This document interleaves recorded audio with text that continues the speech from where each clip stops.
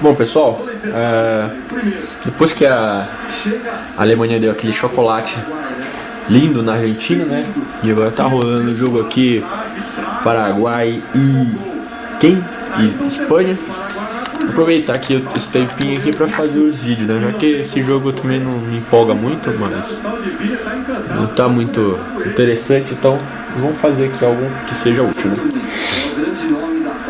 É o seguinte, o que a gente vai ver aqui é a parte de química que sempre cai, e se a caneta ajuda, né? Que é a físico-química, né? Então cai muita questão. Então a gente vai começar com cinética química, tá? Cinética química. Então o que é essa cinética química, tá? É o estudo da velocidade das reações, tá? Tipo, com que as reações elas ocorrem, né? E de como elas dependem de diferentes situações, tá? E quais os mecanismos que são desenvolvidos numa reação, tá? Então, tipo, se você tem uma reação química, né? Aqui gerando duas novas espécies químicas B e C, ela vai se dar num tempo, né? Então esse tempo vai ser o desenvolvimento dela no tempo vai ser a velocidade dela, né? Tá? Então o que é velocidade? Então é o aumento da concentração dos produtos, tá? Em detrimento da diminuição da concentração do reagente, tá? Que é esse cara aqui, pela unidade de tempo, né? Então, para fazer esse estudo, o pessoal criou uma coisa chamada uma constante K, né? Que é a constante de velocidade, tá? Ela relaciona a velocidade V de reação, tá? E a concentração, tá? E a concentração do reagente, tá? Concentração a gente vai representar por esse colchete, tá? Então a gente pode ver que alguns fatores, né, eles influenciam na velocidade, tá? Fatores que influenciam, né? Então você tem a concentração dos reagentes, tá?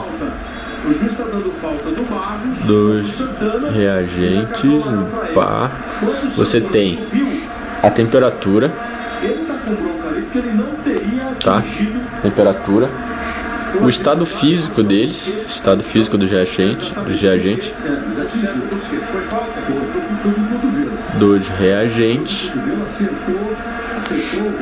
a superfície de contato efetiva entre os reagentes, contato, vai tá horrível aqui nesse vídeo.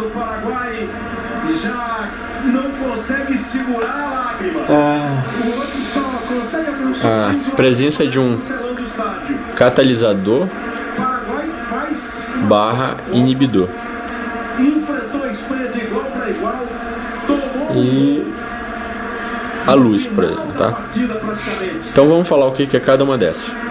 A concentração do reagente. Então, geralmente, quanto mais concentrado for o reagente, mais rápido ela vai acontecer, tá?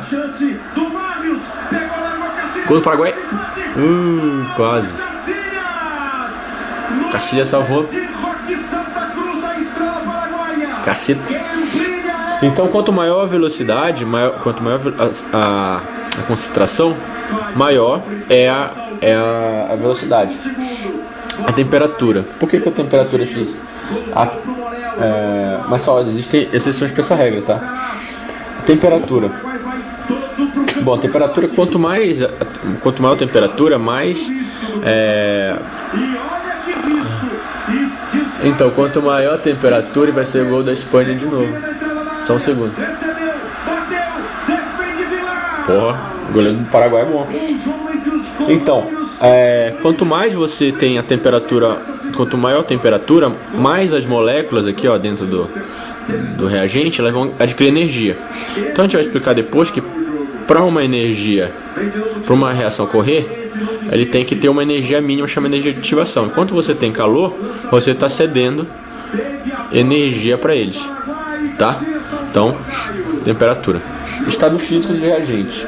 Bom, componentes sólidos, sólido com sólido, praticamente não reagem, tá? É muito difícil isso acontecer. Porque, por exemplo, veja um sal, né? Um sal, por exemplo, NaCl, né? Todo sal, né? Todo sal ele forma uma coisa chamada reticulado cristalino, né?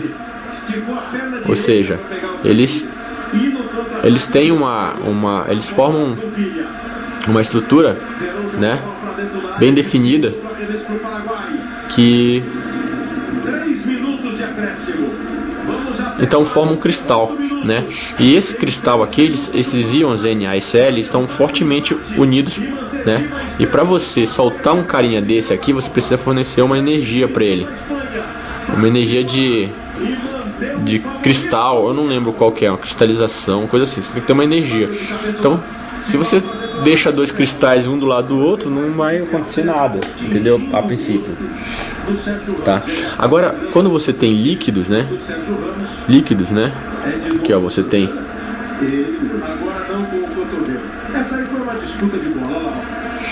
É mais fácil você ter a reação ocorrendo, né? É mais fácil ter reação porque eles já estão livres, né? Então eles podem já se chocar e você tem a reação ocorrendo, né? E geralmente, quando você tem líquido, a energia das moléculas, dos íons, das partículas, né, soltas, elas são maiores que a do sólido, tá? E dos gases, mais ainda, a probabilidade de você ter um choque entre duas moléculas com energia de ativação necessária para ocorrer uma reação é muito maior no gás do que depois para o líquido, depois para o sólido, tá? Então, e existe a luz, né? A luz, em presença de certos comprimentos de onda, pode acelerar reações químicas, mas isso é um caso especial. E outra coisa é o tal do catalisador ou inibidor. O catalisador é uma substância que ela participa da reação. No entanto, ela é consumida na reação, mas depois ela é regenerada, ou seja, tem gente que ela passa batido, né? Mas ela influencia na velocidade, ou seja, aumenta a velocidade de reação, tá? Então, catalisador. Se, por exemplo, se eu não me engano, para a geração do ácido sulfúrico, você utiliza um catalisador que chama pentóxido de vanádio. Então, ele acelera a velocidade de reação, tá? O inibidor, ao contrário, ele freia a reação. Então, ele tem um efeito ao contrário do catalisador, tá? Então, vamos ver aqui qual é o próximo tópico.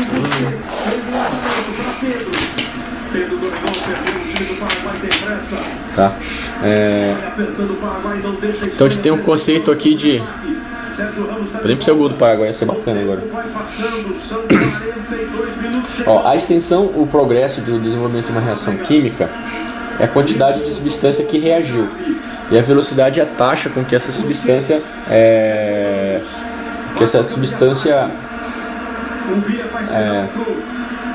ela é gerada, a substância que é derivada dessa reação química é gerada, tá?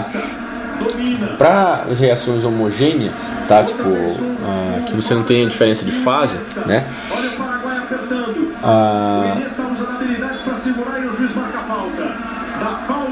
Esses finais de Copa são foda.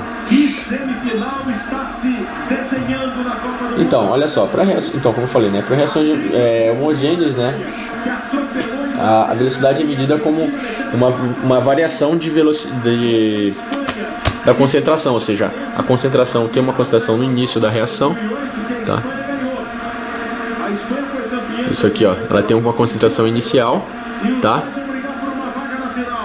E depois depois de um certo ΔT, você tem uma concentração final. E aqui, onde isso aqui é menor, tá?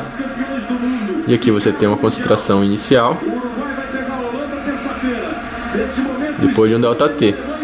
Então a velocidade ela é proporcional, né, à variação de velocidade pelo ΔT. É a mesma coisa. Bom, acabou o jogo aqui. Paraguai já era. Então você tem essa definição de velocidade, tá? Que é proporcional, que a gente vai colocar agora, constante K. É isso aí, vamos continuar no próximo vídeo.